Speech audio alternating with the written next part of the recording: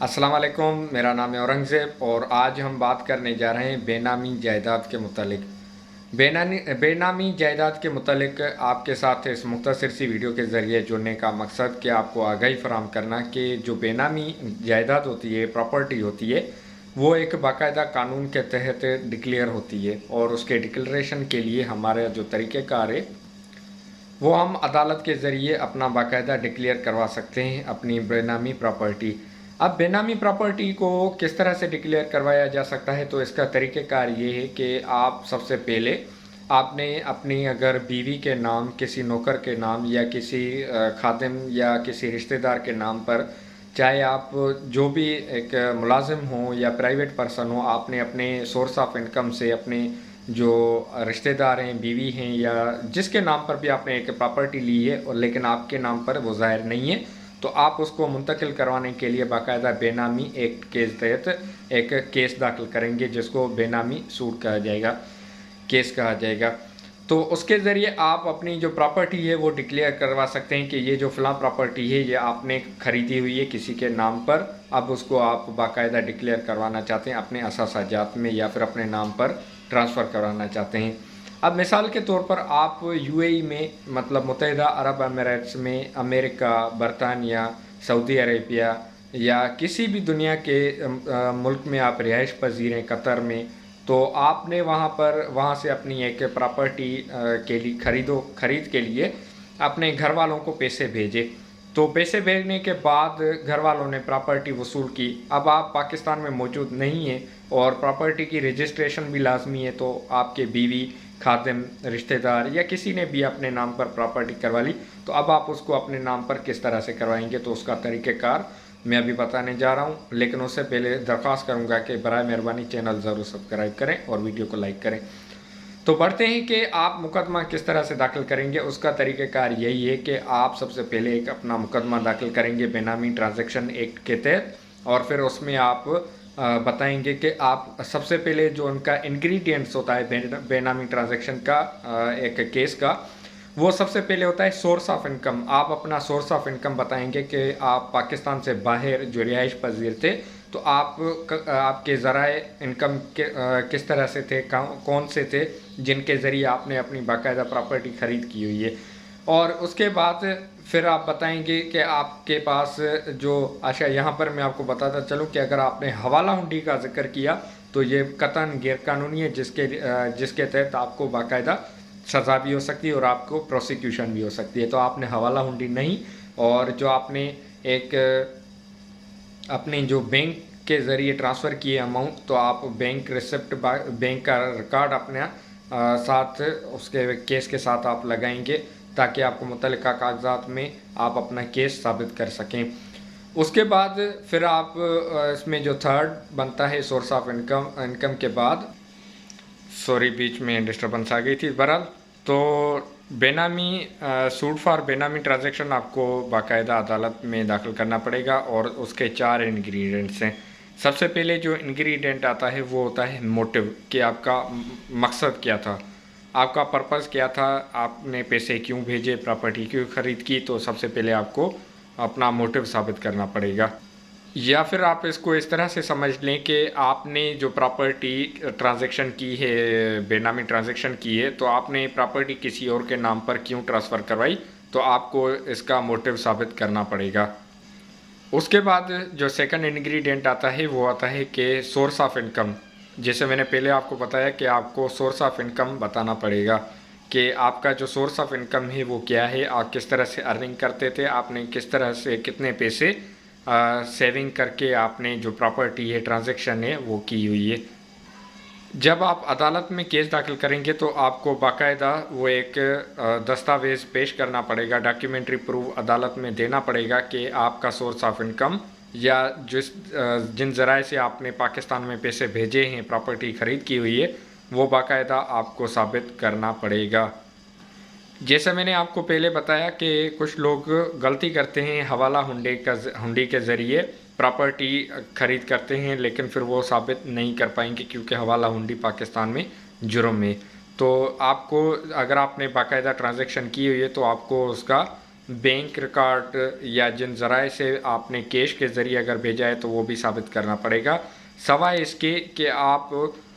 इसको हवाला हुंडी का ज़िक्र नहीं करेंगे। अगर आपने हवाला हुंडी का ज़िक्र किया तो ये उल्टा आपके गले में पड़ जाएगा और आपके ख़िलाफ़ प्रोसिक्यूशन कार्रवाई स्टार्ट करेगी। इसके बाद जो इसका अगला इंग्रेडिएंट है या फिर एक ज़रिया है वो यही है कि आपने जो बेनामी ट्रांजैक्शन के ज़रिए आपने जो प्रॉपर्टी ख़रीद की हुई है, जो भी प्रॉपर्टी हो, तो उसके जो डॉक्यूमेंट्स है वो आपके पास होने लाजमी है, उनकी कस्टडी आपके पास होना चाहिए। अगर आपके पास डॉक्यूमेंट्स नहीं हैं, जैसे मैंने आपको पहले बताया कि बिलफर्ज आप पाकिस्तान में अपने किसी रिश्तेदार के पास आपने पैसे भेजे हुए हैं और आप अपने नाम पर प्रॉपर्टी नहीं कर पा रहे होंगे, तो इसमें आपको साबित करना पड़ेगा या जो डॉक्यूमेंट्स हैं वो आपको बाकायदा से एक साबित करने पड़ेंगे, जो कि एक इसका लाजमी जुज़ो है। अगर आपके पास डॉक्यूमेंट्स टाइटल ऑफ डॉक्यूमेंट नहीं है तो इसका सेकंड ऑप्शन आप इस तरह से कर सकते हैं कि इसकी पोजीशन आपके पास हो। पोजीशन आपके पास हो से मुराद कि आपने जिनके नाम पर प्रॉपर्टी ख़रीद की है, पोजीशन उनके पास होना लाजमी है। अब मिसाल के तौर पर आपने किसी जगह पर एक इन्वेस्टमेंट के तौर पर अपने बीवी के नाम पर आपने अपनी एक प्रॉपर्टी मुंतकिल की है, उसके बाद आप जो प्रॉपर्टी आपने मुंतकिल की है उसकी पोजीशन शर्त ये है कि आपकी बीवी वहाँ पर रिहाइश पजीर हो। अगर आपकी पोजीशन, एक तो आपके पास टाइटल ऑफ डॉक्यूमेंट नहीं और दूसरा आपने पोजीशन भी आपके पास नहीं, तो ये फिर आपके खिलाफ नेगेटिव हो जाएगा। ये फिर बर्डन ऑफ प्रूफ आप पर बढ़ जाएगा और आपको साबित करना पड़ेगा मज़ीद इसको। चाहे आपने वो रेंट एग्रीमेंट रेंट पर दी हुई हो प्रॉपर्टी, तो रेंट एग्रीमेंट आपके नाम पर होना लाजमी है, या फिर उसकी रेंट आपके पास आना चाहिए जो कि बाकायदा रेंट रिसिप्ट के ज़रिए होनी चाहिए। तो अगर आप ये चारों चीज़ें साबित कर जाते हैं तो आपकी जो बेनामी ट्रांजैक्शन प्रॉपर्टी आपने ख़रीद की हुई है, ट्रांजैक्शन की हुई है, तो आप अपने नाम पर मुंतकिल करवा सकते हैं। तो सबसे पहले इसमें आएगा मोटिव जो आपका मकसद क्या था, उसके बाद सोर्स ऑफ इनकम आपका क्या था, उसके बाद आएगा टाइटल डॉक्यूमेंट जो आपके नाम पर होने चाहिए या फिर पोजीशन होनी चाहिए, और आखिरी कि आपकी मोड ऑफ पेमेंट, क्या आपने पेमेंट किस तरह से की है बेनामी ट्रांजैक्शन में। फिर इसके बाद ये जो आपका सूट फॉर बेनामी ट्रांजैक्शन है ये बाकायदा आपके हक़ में आ जाएगा इंशाल्लाह, और आपकी जो एक प्रॉपर्टी जो आपका हक़ बनता है या जो चीज़ भी है वो आपके नाम पर बाकायदा अदालत उसको ट्रांसफ़र मुंतकिल करने के अहकाम जारी करेगी। और साथ ही साथ मैंने जैसे आपको बताया कि अगर इनमें से कोई भी आपके पास जो एक जुज़ो है जो मैंने आपको बताया कि जिसमें mode of payment, title document, source of income और उसके अलावा मोटिव, तो आपको ये चीज़ें अदालत में साबित करनी पड़ेगी कि ये क्यों आपके पास, या आप इनको दलाइल के सूरत में आप क्यों साबित नहीं कर पा रहे। अगर आप इन पर मुकम्मल पूरे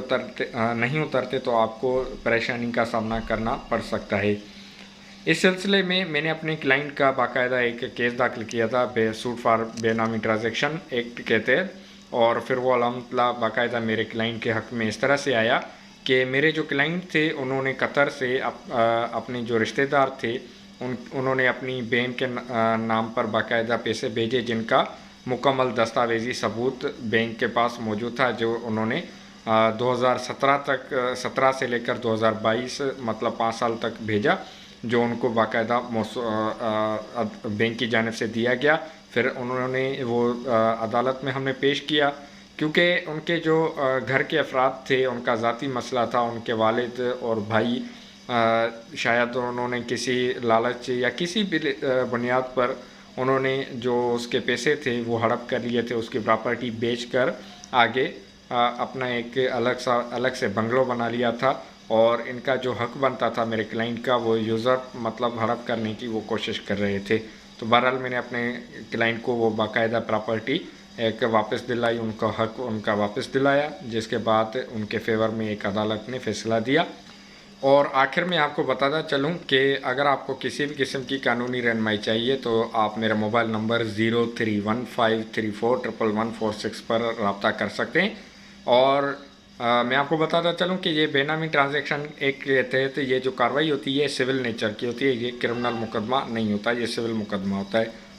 مزید رہنمائی کے لیے کمنٹ سیکشن میں رابطہ کریں اور چینل کو ضرور سبسکرائب کیجیے گا، ویڈیو کو لائک اور دوسروں کے ساتھ شیئر کیجیے تاکہ آپ کے لیے صدقہ جاریہ اور دوسروں کے لیے رہنمائی ثابت ہو سکے۔ تو ملتے ہیں آنے والی اگلی ویڈیو میں، تب تک اپنا اور اپنے پیاروں کا بہت سارا خیال رکھیں، قانون پر خود بھی عمل کریں، دوسروں کو بھی تاکید کریں۔ پاکستان زندہ باد، پاک فوج پائندہ باد۔